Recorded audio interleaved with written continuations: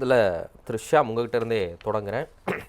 ஒரு பக்கம் ஆர்எஸ் பாரதி போய் புகார் கொடுக்குறாரு குதிரை பேரம் தொடர்பாக. இன்னொரு பக்கம் ராஜேந்திர பாலாஜி ஸ்டாலினுக்கு கோபம் வந்தால் தாவே காட்சி இருக்காது அப்படின்னு சொல்கிறாரு. இன்னொரு பக்கம் அனிதா ராதாகிருஷ்ணன் இன்னும் 6 மாதம்தான், மத்திய அமைச்சராக திருச்சி சிவா வந்துடுவார், அண்ணன் ஸ்டாலின் முதலமைச்சராக வருவார் அப்படின்னு சொல்லிட்டு என்ன நடந்துகிட்டு இருக்கு? இதெல்லாம் தொண்டர்களை உற்சாகப்படுத்த உயிர்ப்போடு வைத்திருக்கக்கூடிய வார்த்தைகளாக எடுத்துக்கணுமா, இல்லை உண்மையிலே இதெல்லாம் நடந்துகிட்டு இருக்குதா? தொண்டர்களை உற்சாகப்படுத்த உயிர்ப்போடு வைத்திருக்கக்கூடிய ஒரு வழிமுறை தான். அரசியல் நெருக்கடி, அந்த நெருக்கடியில் வைத்திருக்க வேண்டும் ஒரு அரசை என்று விரும்புகிறார்கள். நமக்கெல்லாம் நன்கு தெரிந்த விஷயம், ஜனநாயகத்துல ஆட்சி கலைப்பு, ஆட்சி கவிழ்ப்புங்கிறதெல்லாம் சட்ட முறைப்படிதான் நடக்க முடியுமே தவிர வேற வழியில நடப்பதற்கு வழி இல்லை. சட்ட முறைப்படினா மெஜாரிட்டி ஒன்று, அது ரொம்ப முக்கியமானது. ஆனா தாவேக அரசு இப்போதான் அந்த டெஸ்ட் பாஸ் பண்ணிருக்கு. இப்போதைக்கு அதுல வேற வழி இருக்கிற மாதிரி தெரியல. ஆட்சிக்கு ஆதரவாக இன்றைய தேதிக்கு 107 எம்எல்ஏக்கள், காங்கிரஸ் ஒரு 5, 112, அப்புறம் ஒரு 2 முஸ்லீம் லீக், உங்க மாறுற மாதிரி தெரியல, 114. சட்டமன்றத்தோட உறுப்பினர் எண்ணிக்கையே 227 தான். எனவே ஆட்சி மெஜாரிட்டி இழப்பதற்கான வாய்ப்பு என்பது அறவே இல்லைன்னு தான் நான் நினைக்கிறேன். அதை தாண்டிய சில வழிகள் 1991-92 காலகட்டத்தில் வந்துச்சுங்க. சுவாரஸ்யமான ஒரு வரலாறு. ஜெயலலிதா அவர்கள் ஆட்சிக்கு வந்தாச்சு. அவர் ஒரு பதற்றத்திலையும் வச்சிருந்தாங்க, உங்க ஆட்சியை எப்போ வேணாலும் கவிழ்த்துருவாங்க, அதற்கு என்ன வழிகள். பெரிய மெஜாரிட்டி வர இருந்துச்சு ஜெயலலிதா ஆட்சிக்கு. அதுக்கு என்ன வழிகள்னா, ஒன்று, பட்ஜெட்டை லீக் பண்ணா போதும், ஒரு ஆட்சி கவிழ்ந்துரும். அப்போ நாங்கள் பிரிண்ட் மீடியா ஜேர்னலிஸ்ட் பெரிய அளவுக்கு இதை கவர் பண்ணி எழுதியிருந்தோம். பட்ஜெட் லீக் ஆனா ஆட்சி கவிழ்ந்துரும். அது ஜெயலலிதாவோட முதல் பட்ஜெட்டுக்கு முன்னாடி பேசப்பட்ட விஷயம். அப்போ அவங்க உளவுத்துறை இங்கெல்லாம் அதை ஃபார்வர்ட்லாம் பண்ணிட்டு ஒரு பத்திரிகை அலுவலகம் மீது ரெய்டு நடத்துனாங்க, பெரிய ரெய்டு. அதாவது அவங்ககிட்ட பட்ஜெட்டு சம்பந்தமான பேப்பர்ஸ் இருப்பதாக ஏதோ ஒரு தகவல். ஆனால் அப்படியான பேப்பர்ஸ் இல்லை. எதை வைத்து அது முந்தைய ஆட்சிக்கு விசுவாசமானவர்கள் இருக்கிறாங்க. இத்தனைக்கும் ஒரு 6 மாசம் கவர்னர் ஆட்சி நடந்த காலகட்டத்துக்கு பிறகுதான் தேர்தல் நடந்தது. ஆனாலும் திமுக ஆதரவு அதிகாரிகள் இருக்காங்க, அவங்க பட்ஜெட் பேப்பர்லாம் லீக் பண்ணிடுவாங்க. எனக்கு இந்த தலைப்பெல்லாம் படித்த உடனே எனக்கு அந்த பழைய சம்பவம் தான் ஞாபகம் வந்துச்சு. ஆனா அப்படி எதுவும் நடக்கவில்லை என்பதுதான் உண்மை. அதாவது பொதுவாகவே அரசு புதிதாக வரும்போது, அந்த அரசுல கொஞ்சம் அனுபவஸ்தர்கள் குறைவுன்னு நினைக்கும் போது அதிகாரிகளும் ஒரு கேம் ஆடுவாங்க. ஏதாவது ஒரு வகையில ஒரு பிரஷரை பில்டப் பண்றது. இப்போ பல அதிகாரிகள் மாற்றத்தை நம்ம பார்க்கிறோம். ஒரு மே மாசம் அப்பாயின்மெண்ட்டுங்க ஒரு பெரிய டாப் போஸ்ட்டுக்கு திரு அருண் அவர்கள். அதற்குள்ளாகவே இன்றைக்கு மாற்றப்பட்டிருக்கிறார், மாத்திட்டாங்க. ரொம்ப முக்கியமான துறை. இப்ப என்ன காரணமா இருக்கும் அப்படின்னு யோசிச்சு பார்த்தா அதுல அரசியல் காரணம் இருக்கும்னு தான் நான் நினைக்கிறேன். ஏன்னா அடுத்தடுத்த நடவடிக்கைகள், குறிப்பாக முன்னாள் அமைச்சர்கள் மீதான நடவடிக்கை, இன்னும் குறிப்பாக சொல்லப்போனால் வேலு அவர்கள் மீதான நடவடிக்கை, இது ஏதோ ஒரு வகையில லீக் செய்யப்பட்டிருக்கிறது. அதனாலதான் அவர் கரெக்டா அன்றைய தினம் அதை ஒட்டி அவர் சிங்கப்பூர் போயிட்டாரு இப்படிங்கிற மாதிரியான ஒரு தகவல் அரசுக்கு போயிருக்கும். அப்போ ஒரு அரசு இன்னமும் முழுமையாக அவர்களுக்கு விசுவாசமா இருக்கிற அதிகாரிகளை இனங்கண்டு கொண்டு அவர்கள் அந்த முக்கியமான பதவிகள்ல அமர்த்தல. அதுவும் பெரிய பதவி, லஞ்ச ஒழிப்புத்துறை இயக்குனர் பதவியிலிருந்து தூக்கி எங்கேயோ, நிச்சயமா அது பனிஷ்மெண்ட் போஸ்ட் தாங்க, தூக்கி ஒரு அகாடமிக்கு போட்டு வச்சிருக்கிறாங்க. மூத்த சீனியர் ஐபிஎஸ் ஆபீசர். இன்னும் பல மாறுதல்கள் வருதுன்னு தான் என்னோட நண்பர்கள் கூறுகிறார்கள். இதெல்லாம் செட்டில் ஆகிறதுக்கு, அதாவது ஆட்சி செட்டில் ஆயிடுச்சுங்க.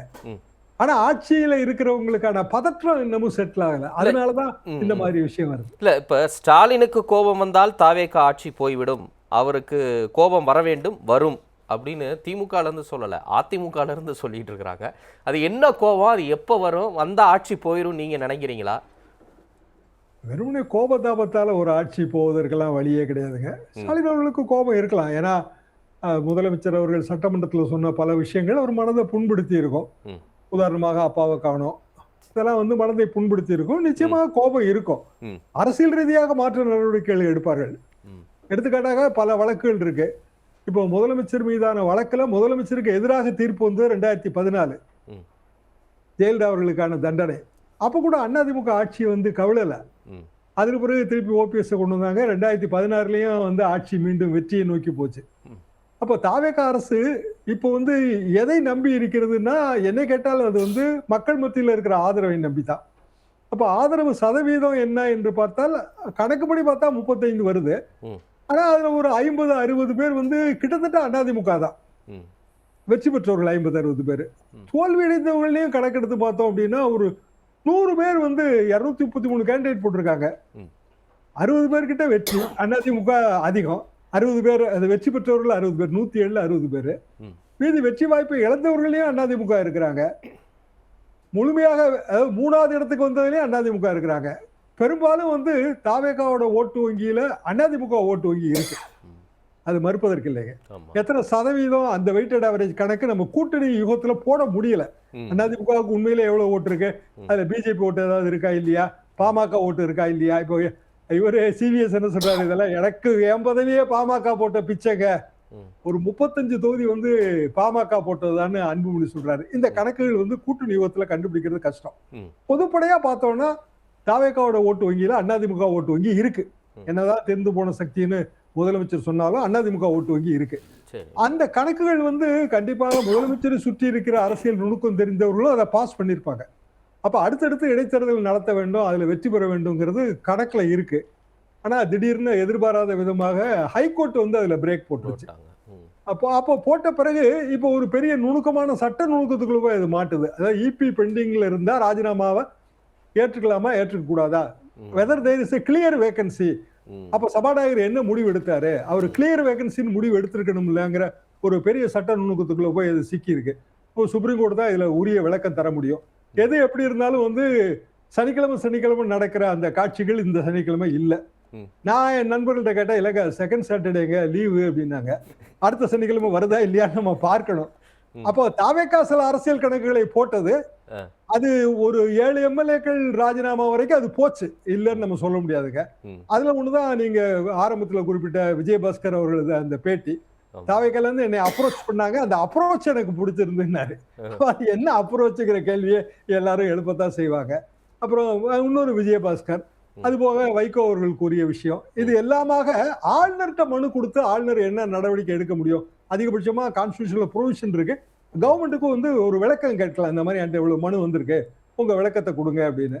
கலைஞருக்கு அப்படியான ஒரு விளக்கத்தை கேட்டபோது, அன்றைய ஆளுநர் விளக்கத்தை கேட்டபோது, என்னிடம் புகார் ஆளுநர் அனுப்பிய கடிதம் வந்தது, நான் பார்த்தேன், ரசித்தேன், சிரித்தேன்னு சொல்லி அவர் சட்டமன்றத்தில் சொல்லியிருக்காரு. இதெல்லாம் வந்து 1972 73 வரலாறு. அதே மாதிரி இந்த முதலமைச்சர் சொல்லலாம், நமக்கு தெரியாது. ஆனா ஒரு ஸ்டாண்ட் எடுக்கிறாரு, கண்டிப்பா டீலிமிட்டேஷன் நாங்க ஒத்துக்க மாட்டோம்னு சொல்றாரு. கரூர் பேச்சிலே ரொம்ப முக்கியமான பேச்சு அது. அதாவது மத்திய அரசாங்கம் டீலிமிட்டேஷன் உட்பட பல விஷயங்களை அடுத்த ஒரு வாரத்துக்குள்ள மூவ் பண்ண போது அதுல தமிழ்நாடு பெரிய அளவுக்கு எதிர்ப்பை பதிவு செய்யும்னு முதலமைச்சர் சொல்றாரு. அப்ப தமிழ்நாடு பாலிடிக்ஸே வந்து ரெண்டா பிரியுதுங்க. ரெண்டா பிரியும் போது தாவேகா ஒரு அணிலையும் தாவேகா சார்புடைய கட்சிகள், அது ஆனா பழைய திமுக கூட்டணி கட்சிகள், அவங்க ஒரு அணிலையும் போய் சேருவாங்க. திமுக ஒரு அணியில போய் இருக்கும். அதிமுக தான் எந்த அணிக்கு போறதுன்னு தெரியாத ஒரு குழப்பத்துல போய் சிக்கும். ஏன்னா திமுக அணிக்கு இப்போ உடனடியாக அவர்களால் போக முடியாது.